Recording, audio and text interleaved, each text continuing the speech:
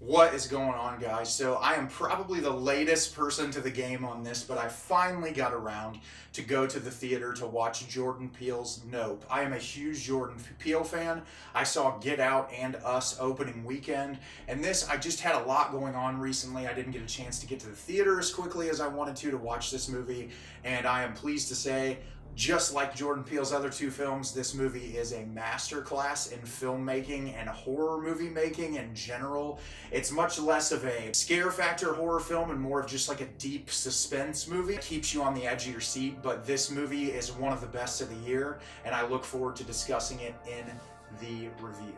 Nope is directed by Jordan Peele. Residents in a lonely gulch of inland California bear witness to an uncanny, chilling discovery. So Jordan Peele is just incredible at mixing these really complex social commentaries with really amazing screenwriting about horror or suspense or any of those genres. And watching Jordan Peele in interviews, he truly is just a person who loves horror. And I made this comment to someone else, but I feel like this is Jordan Peele's Steven Spielberg moment. This feels like a big budget spectacle film that would have existed in like the late 80s to early 90s, like a Jurassic Park, where it's just such an immersive and beautiful story that is really focused on character development, bringing these characters to life and kind of slowly building up your suspense to this incredible third act climax. And I talked with my friend Ray in our podcast not too long ago where he had seen the movie and I hadn't watched it yet, and he mentioned that this most recent trailer gave a little bit too much away, and I completely agree. I feel like if that trailer would have never existed and the first trailer would have been the only thing that we've seen of Nope, that it would have been even more impactful. Now, despite that, I still adored this movie. I felt like every second that the film was playing, I was just totally immersed. So the movie follows Daniel Kaluuya's character, O.J. Haywood, who him and his sister, played by Keke Palmer, Emerald, run this company that was owned by their father, and they are essentially a black-owned business that owns horses, that essentially they use the horses on film shoots, and there's a lot of references to the films that they've worked on. And really early on in the film, you have Daniel Kaluuya's character, OJ, is with his father and they're out working together, and something falls from the sky and hits his dad in the head, and his dad starts bleeding everywhere, and he goes to the hospital with him, and his dad dies right there on the table in like the first 5 minutes of the movie. And then it cuts to OJ is trying to operate the farm, and his sister is there, but she's kind of not there. She's trying to do her own thing. She's kind of out trying to make a name for herself, and he's having to sell a lot of the horses off because they just can't afford to keep the place going anymore. And so then you're introduced to another character played by Yeun, Ricky, who was this child star who was on this TV show called Gordy's Home, where this crazy tragedy with a monkey happened that is like such an amazing and intricate element to this story that was just so wonderful. And he's buying a lot of the horses from OJ, but you're not really sure as to why. And when that is introduced into the film, it just kind of blows your mind as to what is going on with him. And so then OJ's character starts to see things in the sky, horses start to disappear from the farm, and it's this question of, is there UFOs out there? What's going on? You get introduced to this character, Angel, who works at like a Best Buy type store, who comes and installs a security system for him, and they're trying to monitor, is there UFO activity going on? And the film is just kind of this slow buildup of, is this aliens? What could this possibly be? And it is just an amazing spectacle. And what is so great about this film is there's so much nuance to the filmmaking.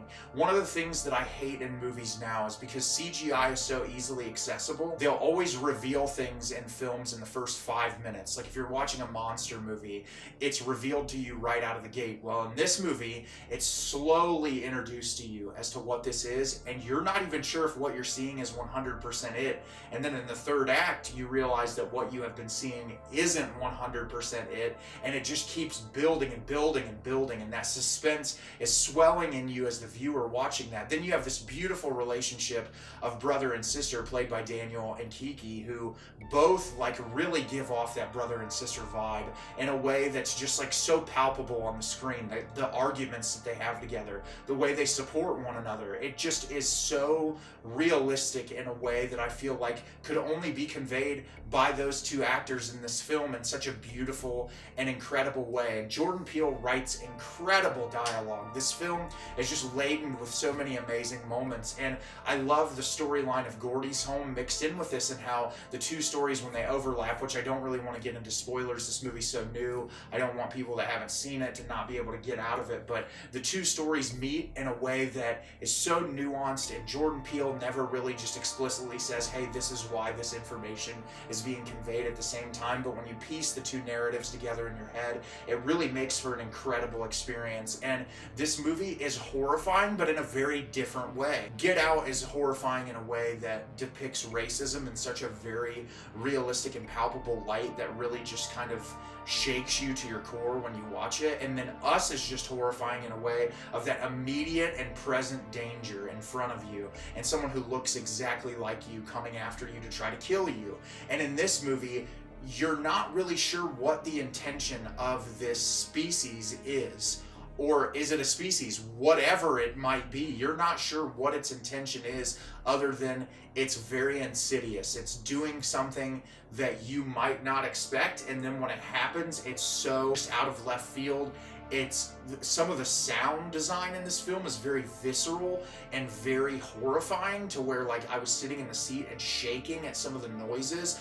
There's some incredible imagery. There's this scene where blood runs down a staircase that I felt was like Jordan Peele finally getting to pay his homage to Stanley Kubrick's The Shining. I thought it was done so beautifully well. And the visuals in this, I love the use of the color blue at nighttime in this film. It is gorgeous. This movie just looks amazing. Jordan Peele knows exactly what he is doing.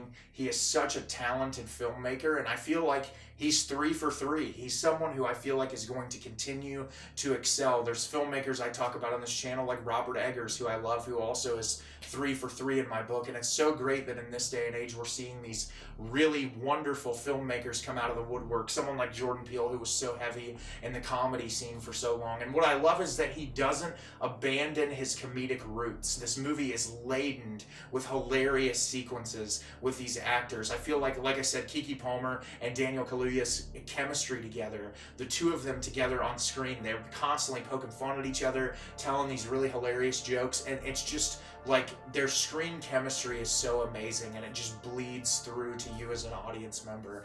And I can't praise this movie enough. I think if I was reevaluating my list, this would be in my top 3 films of the year. It is just absolutely amazing in every way. I can only imagine my love for it will grow upon further revisits, and I'm planning on watching Get Out and Us again in the near future, and doing a video where I'm going to rank Jordan Peele's movies as of now, which there's only 3, so it'll be a quick video. But I haven't seen Us and Get Out in a while, so I want to kind of refresh those to see where they'll fall on my list. But I feel like this would probably be close to that #1 spot, depending on how the other movies come across on rewatch. But I loved Nope. If you haven't seen this, this is a film that it just begs to be seen on a big screen. I know it's supposed to come to streaming a little later in the month of August, but I would highly recommend checking this out at a theater if you get the chance. So if you see Nope, did you love it? Did you hate it? Leave me a comment down below and let me know what you thought. I thought this movie was brilliant. It's just proof that Jordan Peele is one of the best directors working today. As always, if you can like the video and subscribe to the channel, it helps me out a lot and lets me know the type of content you're looking for. I'm always putting out new material and look forward to getting more out for you in the near future. As always, everyone, thank you so much for watching, and have a great rest of your day.